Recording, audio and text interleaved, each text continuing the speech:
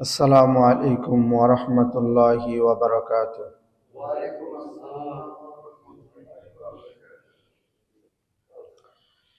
আলহামদুলিল্লাহি ওয়া কাফা ওয়া সালামুন আলা ইবাদিহিল্লাযীনা ইসতাফা। আম্মা বা'দু ফাআউযু বিল্লাহি মিনাশ শাইতানির রাজীম। বিসমিল্লাহির রহমানির রহিম। ولا تقولوا لمن يقتل في سبيل الله أموات بل أحياء ولكن لا تشعرون.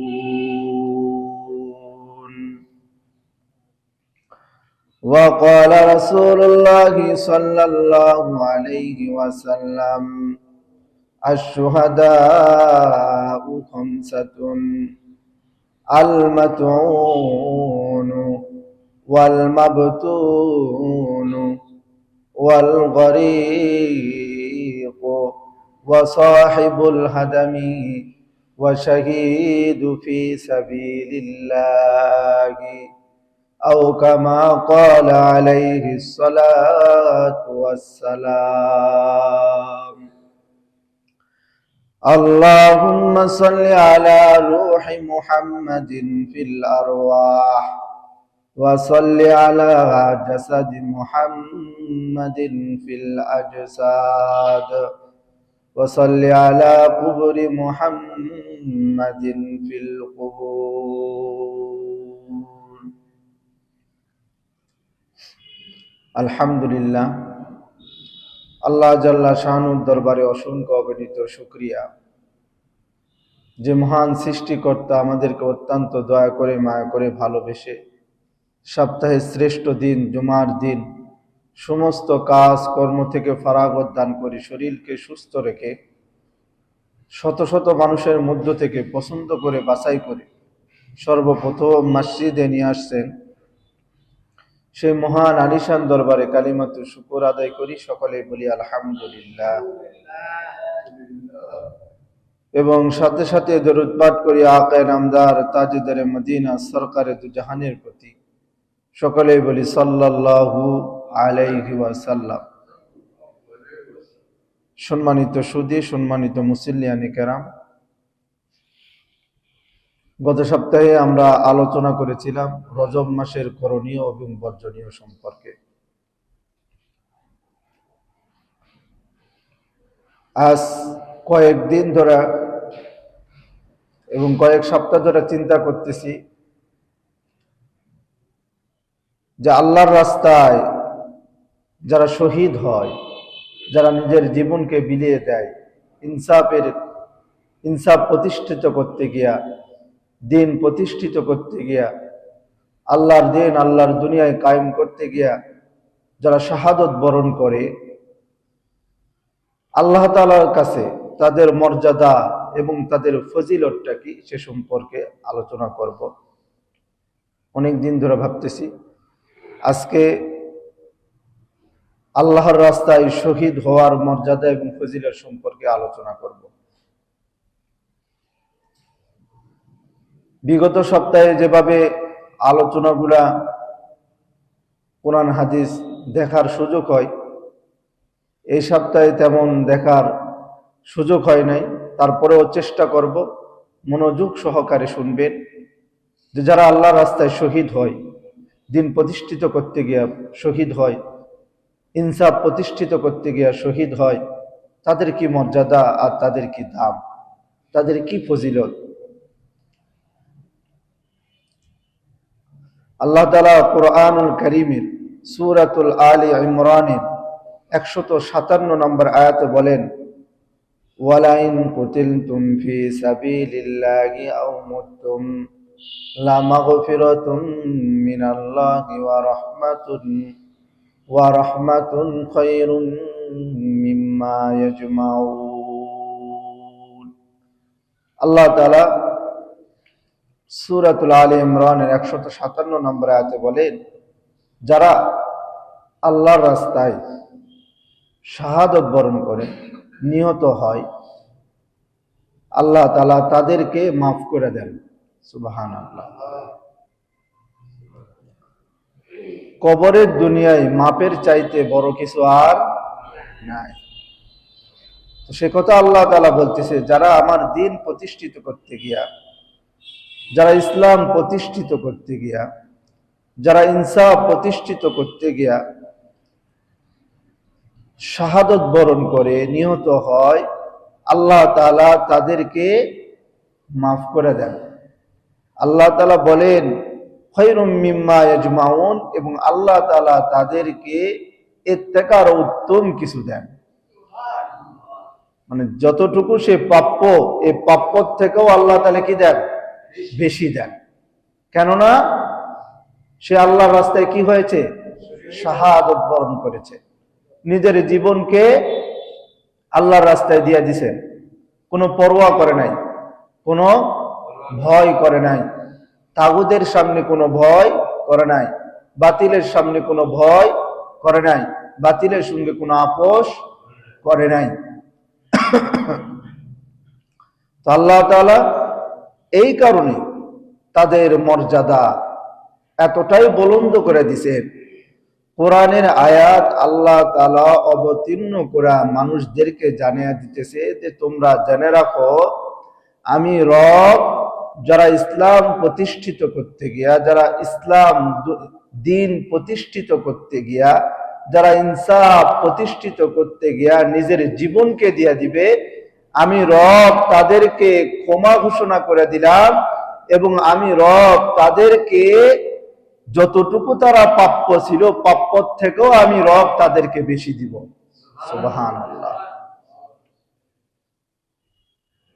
ঠিক সেই রকমই আমাদের চোখের সামনে থেকে একজন দিনদার ভাই, একজন ইসলাম প্রেমিক, আল্লাহ প্রেমিক, রাসূল প্রেমিক আমাদের কাছ থেকে দুনিয়া থেকে বিদায় নিয়ে চলে গেছে। বিশেষ করে আজকের বয়ানটা তার জন্য।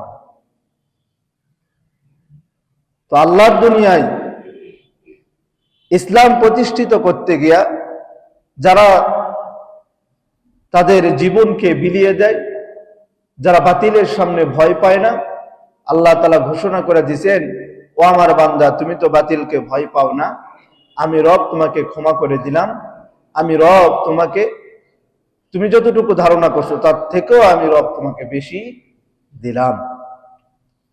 ঠিক আল্লাহ তাআলা সূরাতুল আলে ইমরানের 169 নম্বর আয়াতে বলেন, ওয়ালা তাহসাবান্নাল্লাযীনা কুতিলু ফি সাবিলিল্লাহি আমওয়াতা বাল আহইয়াউন ইনদা রাব্বিহিম ইয়ারযুকুন।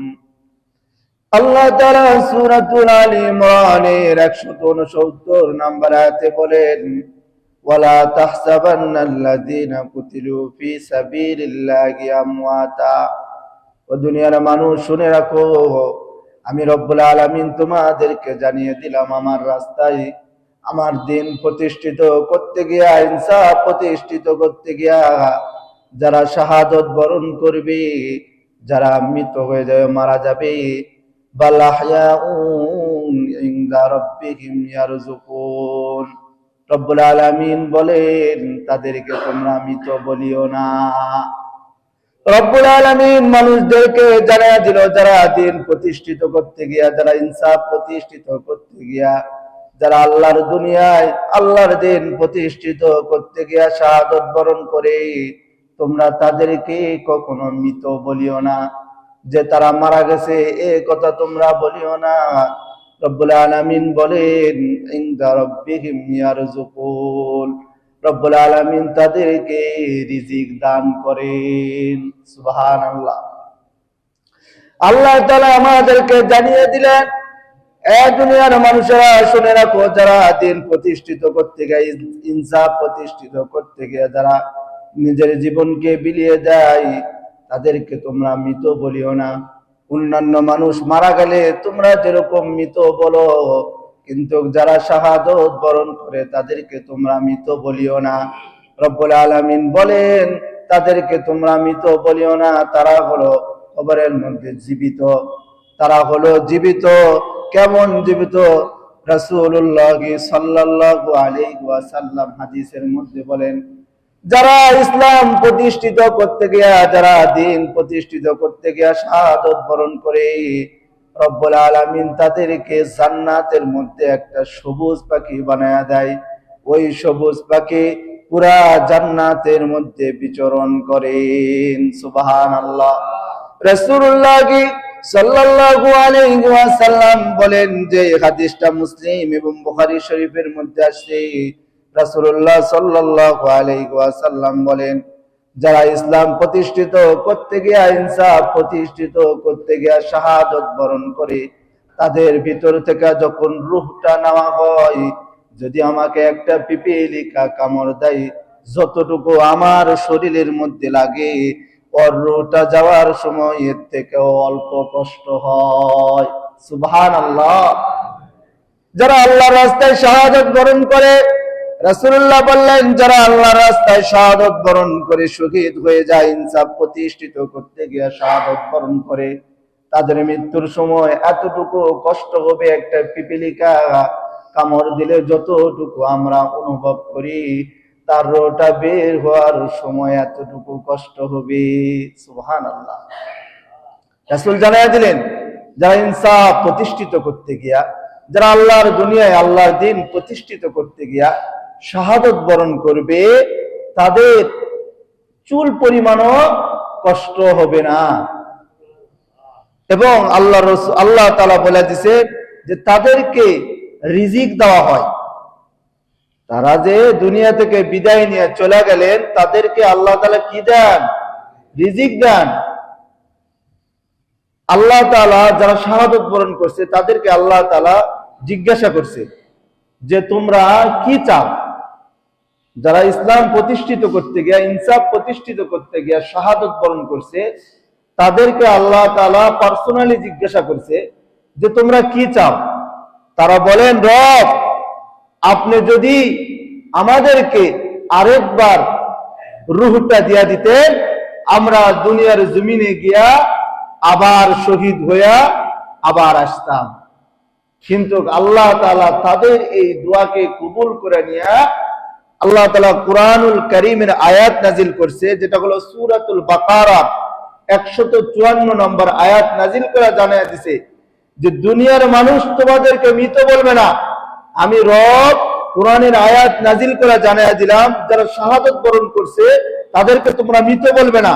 কারণ রব তাদেরকে যখন তারা শাহাদাত বরণ করে রবের কাছে চলে গেছে, রব তখন জিজ্ঞাসা করছে, তোমরা তো ইসলামের জন্য শাহাদাত বরণ করছো, তোমরা দ্বীন প্রতিষ্ঠিত করতে গিয়া শাহাদাত বরণ করছো, তোমরা ইনসাফ প্রতিষ্ঠিত করতে গিয়া শাহাদাত বরণ করছো, আজকে তোমরা রবের কাছে কি চাও? সেই দিন ওই শাহাদাত বরণকারী মানুষগুলো আল্লাহ তাআলাকে বলছিল, আল্লাহ, তুমি যদি আমার রূহটাকে আবার দাও, দুনিয়াতে গিয়া আবার তোমার দ্বীন প্রতিষ্ঠিত করতে গিয়া, আবার তোমার ইনসাফ প্রতিষ্ঠিত করতে গিয়া আমি আবার আমার জীবনকে দিয়া দিব, আমাকে আরেকবার রূহটা দেন। এই যেহেতু একজন মানুষ মারা গেলে আল্লাহ তাআলা আর দুনিয়াতে ফিরিয়ে দেয় না, এই জন্য তাদের দোয়াকে কবুল করে নিয়ে রব কোরআনের কারীমের আয়াত নাজিল করে জানায়া দিয়েছে যে তোমরা সন্তুষ্ট হও, পৃথিবীর মানুষ তোমাদেরকে মৃত বলবে না। যে কথা আল্লাহ তাআলা কুরআনুল কারীমের সূরাতুল বাকারার 154 নম্বর আয়াতে বলেন, ওয়ালা তাকুলু লিমান ইয়াকতালু ফি সাবিলিল্লাহি আমওয়াত বাল আহইয়াউ ওয়ালাকিন লা তাশউরুন। আল্লাহ তাআলা বলেন, যারা আমার দ্বীন প্রতিষ্ঠিত করতে গিয়া, ইসলাম প্রতিষ্ঠিত করতে গিয়া, ইনসাফ প্রতিষ্ঠিত করতে গিয়া যারা শাহাদাত বরণ করবে, ইসলাম প্রতিষ্ঠিত করতে গিয়া যারা শাহাদাত বরণ করবে, বাল আহইয়াউ ওয়ালাকিন লা তাশউরুন, তোমরা তাদেরকে মৃত বলিও না, তারা জীবিত, তাদেরকে তোমরা কি বলিও না? মৃত বলিও না।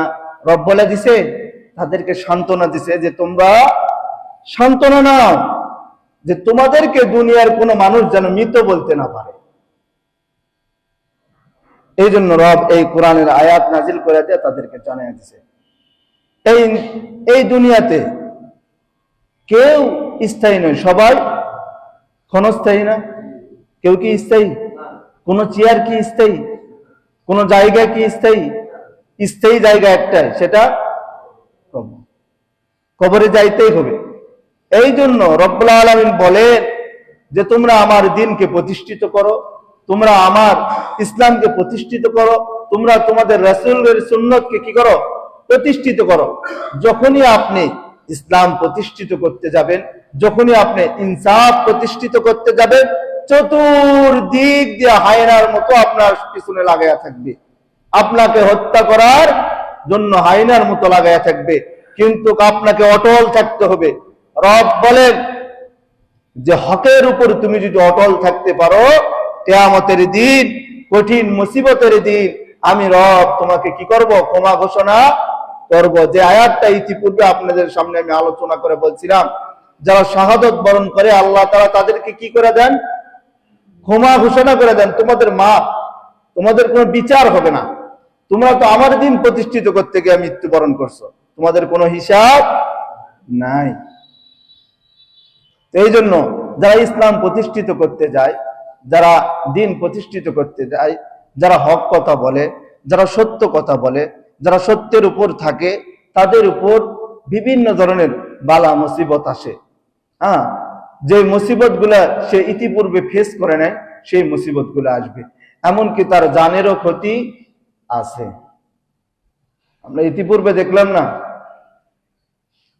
যে ইসলাম প্রতিষ্ঠিত করার জন্য, দ্বীনকে প্রতিষ্ঠিত করার জন্য ওসমান হাদি এমন একটা ভালোবাসার মানুষ, এমন প্রতিটা লাখো মানুষের হৃদয়ের মধ্যে সে জায়গা করে নিছে। তার কথা বলতে গেলেও মানুষের চোখে অশ্রু চলে আসে।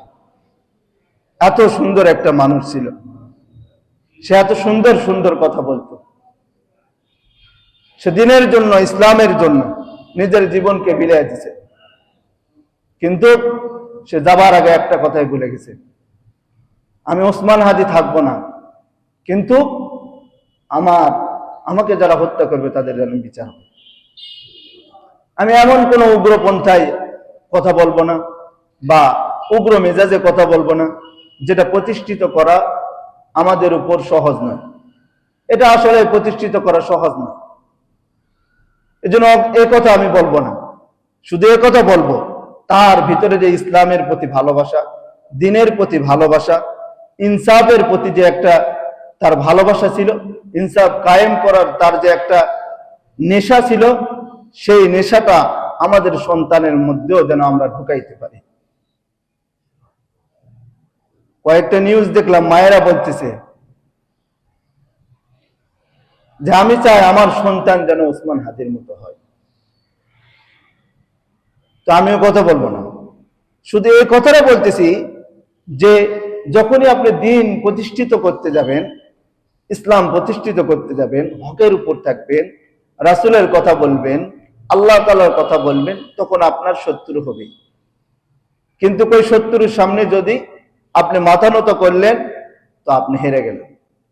শত্রুর উপর যদি আপনি বুক ফুলে হাঁটতে পারেন, রব আপনাকে সাহায্য করবে। পুরা পৃথিবীর মানুষ যদি আপনার সাথে শত্রুতামি করে আর রব যদি আপনাকে ভালোবাসে, তাহলে কি পৃথিবীর মানুষ, সমস্ত মানুষগুলো মিলা কি আপনার ক্ষতি করতে পারবে? বলেন না, পারবে? আর রব যদি আপনাকে ধ্বংস করতে চায় আর পৃথিবীর সমস্ত মানুষগুলা যদি আপনাকে কি করে? আগলায় রাখতে চায়, পারবে? পারবে? কোশ্চিন কালেও সম্ভব? কোশ্চিন কালেও সম্ভব নয়। তো আসেন, রাসূল সাল্লাল্লাহু আলাইহি ওয়াসাল্লাম বুখারী এবং মুসলিম শরীফের হাদিসের মধ্যে বলেন যে শহীদ কয় প্রকার। যারা আল্লাহর রাস্তায় শহীদ হয়, আমরা তো জানি না শহীদ কয় প্রকার। রাসূল সাল্লাল্লাহু আলাইহি ওয়াসাল্লাম হাদিসের মধ্যে বলেন আশ-শুহাদাউ খামসাতুন, শহীদ 5 প্রকার। যে এই 5 ভাবে মৃত্যুবরণ করলে তাদেরকে আপনি শহীদ বলতে পারবেন। রাসূলুল্লাহ সাল্লাল্লাহু আলাইহি ওয়াসাল্লাম বলেন আল মাতউন, 1 নাম্বার আল মাতউন, মহামারীতে যারা মৃত্যুবরণ করে তারা হলো শহীদ। করোনার সময় মহামারী ছিল, এটা তো করোনা একটা মহামারী। এর আগে ডায়রিয়ার মহামারী ছিল। এগুলা মহামারীতে যারা মৃত্যুবরণ করে তাদেরকে আপনি শহীদ বলতে পারবেন। 2 নাম্বার ওয়াল মাবতুনু, 2 নম্বর হলো পেটের ব্যথার কারণে। পেট ব্যথার কারণে যদি কোনো ব্যক্তি মৃত্যুবরণ করে সে শহীদ।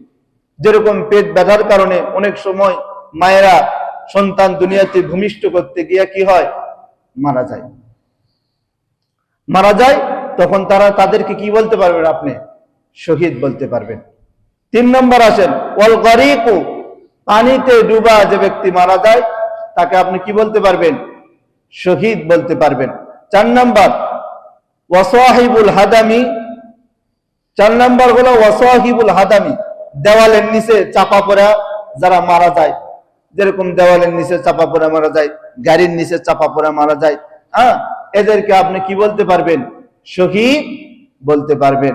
5 নম্বর ওয়াশাহিদু ফি সাবিলিল্লাহ, যারা দিন প্রতিষ্ঠিত করতে গিয়া, যারা ইনসাফ প্রতিষ্ঠিত করতে গিয়া, যারা আল্লাহর দুনিয়ায় আল্লাহর দিন কায়েম করতে গিয়া যারা শাহাদত বরণ করে, তাদেরকে আপনি কি বলতে পারবেন? শহীদ বলতে পারবেন। তাহলে শহীদ কয় প্রকার? 5 প্রকার। 1 নম্বর হলো যারা মহামারীতে মৃত্যুবরণ করে তারা শহীদ। 2 নম্বর হলো পেটে ব্যথার কারণে যারা মৃত্যুবরণ করে তারা শহীদ। 3 নম্বর হলো পানিতে ডুবে যারা মারা যায় তারা শহীদ। 4 নম্বর হলো দেওয়ালের নিচে গাড়ির নিচে চাপা পড়ে যারা মারা যায় তারা শহীদ। 5 নম্বর হলো যারা আল্লাহর রাস্তায় আল্লাহর দিন প্রতিষ্ঠিত করতে গিয়া শাহাদত বরণ করে তারা শহীদ। এই 5 প্রকার হলো শহীদ। এবং আরো একটা হাদিস বুখারী এবং মুসলিম শরীফের মধ্যে আল্লাহর রাসূল সাল্লাল্লাহু আলাইহি ওয়াসাল্লাম বলেন, আন আবি হুরায়রা রাদিয়াল্লাহু তাআলা আনহু قال মা তাউদ্দুনা শাহীদু ফীকুম। রাসূলুল্লাহ সাল্লাল্লাহু আলাইহি ওয়াসাল্লাম সাহাবায়ে কেরামদেরকে জিজ্ঞাসা করলেন, শহীদ রূপে তোমরা কাদেরকে গণ্য করো? রাসূল সাহাবায়ে কেরামদেরকে জিজ্ঞাসা করলেন যে শহীদ রূপে তোমরা কাদেরকে গণ্য করো?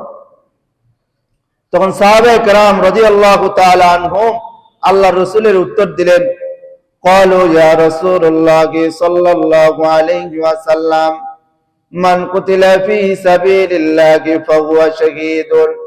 সাহাবায়ে কেরাম রাদিয়াল্লাহু তাআলা আনহুম রাসূলুল্লাহ সাল্লাল্লাহু আলাইহি ওয়াসাল্লামের প্রশ্নের জবাব দিলেন, ইয়া রাসূলুল্লাহ, ইয়া হাবিবাল্লাহ, যারা দিন প্রতিষ্ঠিত করতে গিয়া শাহাদত বরণ করে তাদেরকে আমরা শহীদ বলি। রাসূলুল্লাহ সাল্লাল্লাহু আলাইহি ওয়াসাল্লাম বলেন, ক্বালা ইন্না শুহাদা উম্মতি দালাকিলুন। রাসূলুল্লাহ সাল্লাল্লাহু আলাইহি ওয়াসাল্লাম বলেন, আমার উম্মতের মধ্যে শহীদের সংখ্যা হবে কম। শহীদের সংখ্যা, রাসূলুল্লাহ সাল্লাল্লাহু আলাইহি ওয়াসাল্লাম বলেন যে আমার উম্মতের মধ্যে শহীদের সংখ্যা হবে কম। তারপরে রাসূল বলেন, ক্বালা মান কুতিলা ফি সাবিলিল্লাহি ফাহুয়া শাহীদুন। যারা আল্লাহর রাস্তায় আল্লাহর দ্বীন প্রতিষ্ঠিত করতে গিয়া, ইনসাফ প্রতিষ্ঠিত করতে গিয়া যারা মৃত্যুবরণ করে তাদেরকে কি বলা হবে? শহীদ। রাসূলুল্লাহ সাল্লাল্লাহু আলাইহি ওয়াসাল্লাম বলেন, ওয়া মান মাতা ফি সাবিলিল্লাহি ফাহুয়া শাহীদুন। যারা আল্লাহর রাস্তায় আল্লাহর দ্বীন প্রতিষ্ঠিত করতে গিয়ে স্বাভাবিকভাবে মৃত্যুবরণ করে তারা শহীদ।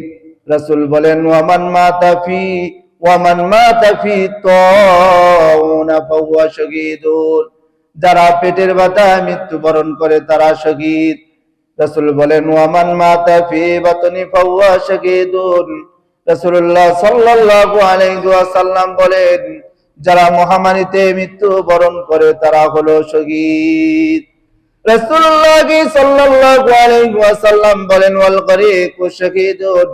যারা পানির মধ্যে ডুবে মৃত্যুবরণ করে তারা হলো শহীদ। ওই হাদিসের মধ্যে 5টা বলছে, এই হাদিসের মধ্যে রাসূল 6টা বলছে যে এইভাবে যারা মৃত্যুবরণ করবে তারা শহীদ। যারা আল্লাহর রাস্তায় শাহাদত বরণ করবে তারা শহীদ। রাসূলুল্লাহ সাল্লাল্লাহু আলাইহি ওয়াসাল্লাম বলেন যে যারা আল্লাহর রাস্তায় শাহাদত বরণ করলো তাদের কি মর্যাদা, তাদের কি দাম, আল্লাহ তাআলার কাছে তাদের কি মূল্য। আল্লাহ রাসূল সাল্লাল্লাহু আলাইহি ওয়াসাল্লাম হাদিসের মধ্যে বলেন, যে হাদিসটা তিরমিজি শরীফ, মুসনাদে আহমদ ইবনে হাম্বল সহ ইবনে মাজাহ শরীফের মধ্যে হাদিসটা আসছে, আন খালিদ ইবনে মাদুন রাদিয়াল্লাহু তাআলা আনহু قال قال رسول الله صلى الله عليه وسلم قال للشهيد عند الله ست خصال।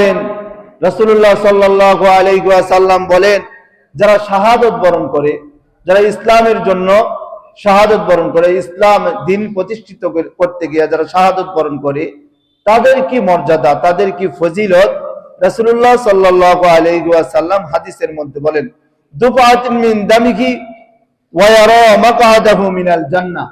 আল্লাহ রাসূল সাল্লাল্লাহু আলাইহি ওয়াসাল্লাম বলেন যে একজন ব্যক্তিকে যখন শহীদ করে দেওয়া হলো, তার রক্ত মাটিতে পড়ার আগে আল্লাহ তাআলা তার নাম জান্নাতে লিখে দেন। সুবহানাল্লাহ বলবেন না? তার রক্ত মাটিতে পড়ার আগে, এক ফোঁটা রক্ত, শহীদের এক ফোঁটা রক্ত মাটিতে পড়ার আগে আল্লাহ তাআলা তাকে জান্নাত দিয়ে দেন। এক নাম্বার। ওয়াইজারু মিন আযাবিল কবরি, যারা শাহাদাত বরণ করে তাদের কবরে আযাব হবে না। আর ভাই, কবরের আযাবের জন্যই তো আমরা কি করি? নামাজে আসি, আল্লাহর দ্বীন প্রতিষ্ঠিত করতে চাই, আল্লাহর হুকুমগুলো পালন করতে চাই, যাতে করে কবরের মধ্যে আযাব আল্লাহ তাআলা আমাদেরকে না দেন। এজন্য আল্লাহ তাআলা বলে দিলেন, যারা শহীদ হবেন তাদের কবরে আযাব হবে না। ওয়ায়ামানু মিন ফাজাইল আকবারি, 3 নাম্বার হলো কিয়ামতের যে ভয়াবহতা আছে, এই ভয়াবহতার মধ্যে তাদের ভিতরে কোনো ভয় থাকবে না। 4 নাম্বার, ওয়াইহাল্লা হালালাতুল ঈমান, আল্লাহ তাআলা তাদেরকে ঈমানের চাদর পরায়া দিবেন। কিসের চাদর পরায়া দিবেন? ঈমানের চাদর পরায়া দিবেন। 5 নাম্বার, ওয়ায়ুজাব্বিজু মিনাল হুরিল আইনি, আল্লাহ তাআলা তাদেরকে জান্নাতের হুরদের সঙ্গে বিবাহ দিয়া দিবেন। সুবহানাল্লাহ।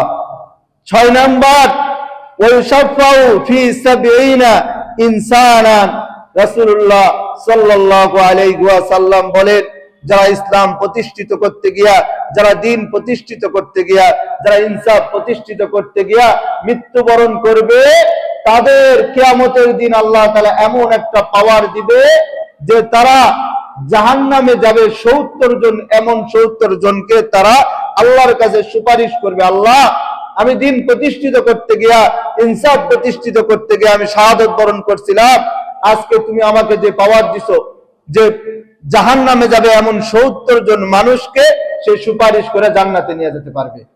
সুবহানাল্লাহ বলবেন না? তাহলে আমার আপনার আত্মীয়র মধ্যে যদি কেউ একজন শাহাদাত বরণ করে, তাহলে কি হবে? সে যদি আমার জন্য সুপারিশ করে, তাহলে তো আমি জান্নাতে যাব। তো সাহাবায়ে কেরামরা দ্বীন প্রতিষ্ঠিত করতে গিয়া, ইসলাম প্রতিষ্ঠিত করতে গিয়া কোনো সময় ভাবে নাই, পিছনের দিকে ভাবে নাই। আল্লাহ রাসূল সাল্লাল্লাহু আলাইহি ওয়াসাল্লামের সাহাবী হযরতে জুলাইবিব রাদিয়াল্লাহু তাআলা আনহু, হযরতে জুলাইবিব রাদিয়াল্লাহু তাআলা আনহু দেখতে তেমন সুন্দর ছিলেন না, একবারে বেটা ছিলেন, খাটো ছিলেন, দেখতে কালো ছিলেন। বর্তমানের মেয়েরা যদি জুলাইবিব রাদিয়াল্লাহু তাআলা আনহুর দিকে তাকায়, বর্তমানের মেয়েরা জুলাইবিব রাদিয়াল্লাহু তাআলা আনহুকে কি করে না? জুলাইবিব রাদিয়াল্লাহু তাআলা আনহুকে পছন্দ করবেন না। এই জুলাইবিব রাদিয়াল্লাহু তাআলা আনহুকে আল্লাহ রাসূল সাল্লাল্লাহু আলাইহি ওয়াসাল্লাম জিজ্ঞাসা করছেন, ক্বালা ইয়া জুলাইবিব, হে জুলাইবিব, আলা তাতাজাওয়াজ, তুমি কি বিবাহ করবে না? তুমি কি বিবাহ করবে না? জুলাইবিব রাদিয়াল্লাহু তাআলা আনহু আল্লাহ রাসূলকে বলেন, ইয়া রাসূলুল্লাহ, আমি জুলাইবিবের থাকার ঘর নাই, আমি জুলাইবিব ফকির, আমি জুলাইবিব গরীব, আমি জুলাইবিব মিসকিন। জুলাইবিব রাদিয়াল্লাহু তাআলা আনহুর খাবারের মতো, পানি খাবারের মতো কোনো পাত্র ছিলেন না, উনি হাতে পানি খাইতেন। জুলাইবিব রাদিয়াল্লাহু তাআলা আনহু আল্লাহর রাসূলকে বলতেছেন, ইয়া রাসূলুল্লাহ, আমি জুলাইবিবের থাকার জায়গা নাই, আমি জুলাইবিবের খাবারের জায়গা নাই, আমি জুলাইবিবের খবরও আপনি নেন। এজন্য তো আল্লাহ তাআলা কোরআনুল কারীমের আয়াত নাযিল করে বলেন, ওমা আরসালনাকা ইল্লা রাহমাতাল লিল আলামিন, নবীগুলো পুরা জাহানের জন্য রহমত স্বরূপ। জুলাইবিব রাদিয়াল্লাহু তাআলা আনহুকে এই কথা যখন জিজ্ঞাসা করছে, জুলাইবিব রাদিয়াল্লাহু তাআলা আনহু কোনো উত্তর দেন নাই। পরের দিন আবার জুলাইবিব রাদিয়াল্লাহু তাআলা আনহুর সঙ্গে সাক্ষাৎ হওয়ার পরে আল্লাহর রাসূল জুলাইবিবকে ডাক দিছে, ক্বালা ইয়া জুলাইবিব, এ জুলাইবিব, এদিকে আসো। জুলাইবিব রাদিয়াল্লাহু তাআলা আনহু আসলেন। আল্লাহর রাসূল জুলাইবিবকে জিজ্ঞাসা করলেন, আলা তাতাজাওয়াজ, তুমি কি বিবাহ করবে না?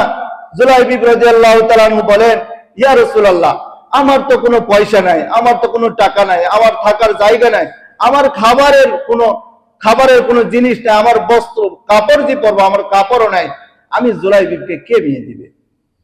জুলাইবিব রাদিয়াল্লাহু তাআলা আনহু চলে গেলেন। তৃতীয় দিন আবার রাসূলের সঙ্গে সাক্ষাৎ হয়েছে। আল্লাহ রাসূল সাল্লাল্লাহু আলাইহি ওয়াসাল্লাম জুলাইবিবকে ডাক দিয়েছেন, বলা, ইয়া জুলাইবিব, এ জুলাইবিব এদিকে আসো। জুলাইবিব রাদিয়াল্লাহু তাআলা আনহু আসছেন।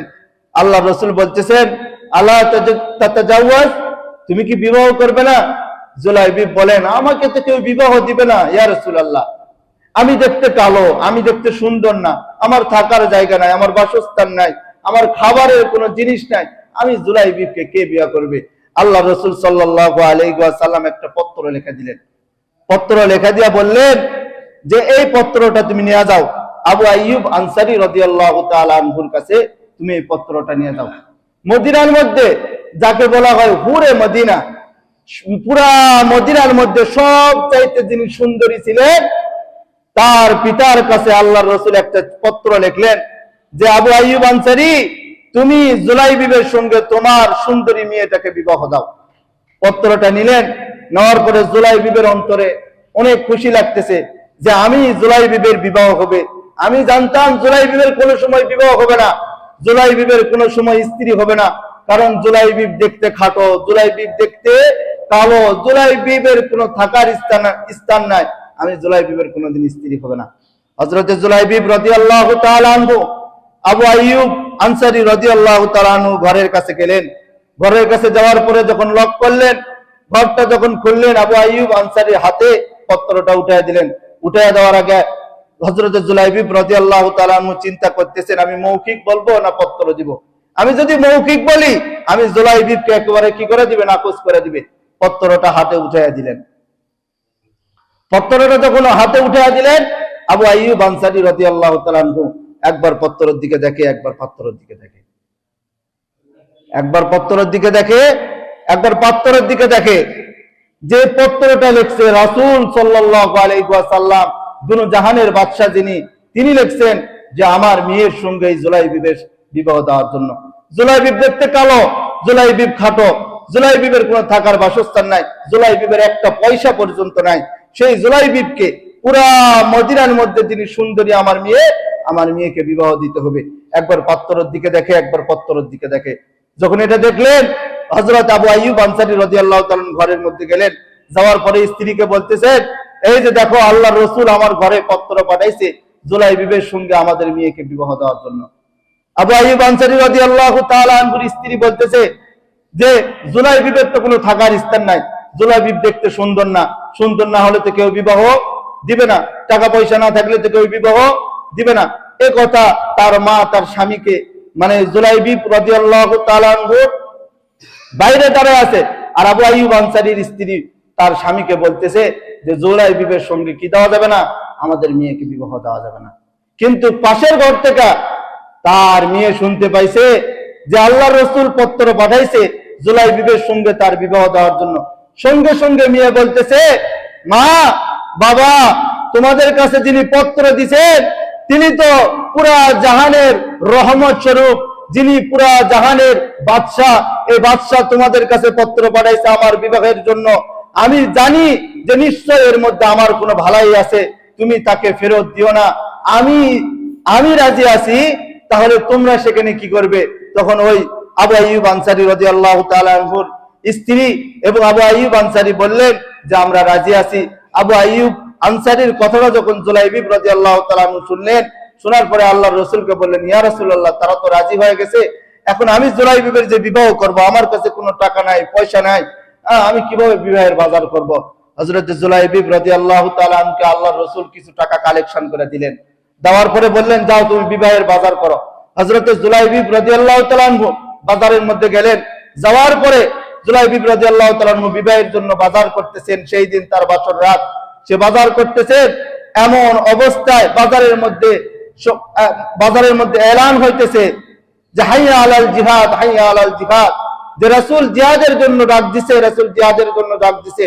হযরত জুলাইবিব রাদিয়াল্লাহু তাআলা আনহু চিন্তা করতেছে যে রাসূল আমাকে বিবাহের জন্য পাঠাইছে, আবার রাসূল জিহাদের জন্য ডাক দিতেছে, আমি এখন কি করব। জুলাইবিব রাদিয়াল্লাহু তাআলা আনহু তিনি ওই টাকাগুলো দিয়ে ঘোড়া কিনলেন, ঢাল কিনলেন এবং তরবারি কিনলেন, আর সাথে একটা কালো কাপড় কিনলেন। জুলাইবিব জানে যদি জুলাইবিবকে আল্লাহ রাসূল তাকে, রাসূল বলবে জুলাইবিব তুমি এখানে কেন আসছো জিহাদের ময়দানে, তোমাকে না বিবাহের জন্য আমি বলছি। জুলাইবিব রাদিয়াল্লাহু তাআলা আনহু মুখে কাপড় বাঁধছেন যাতে করে কেউ চিনতে না পারে। জুলাইবিব রাদিয়াল্লাহু তাআলা আনহু যুদ্ধের ময়দানে চলে গেছেন, এদিকে তার বাসর রাত।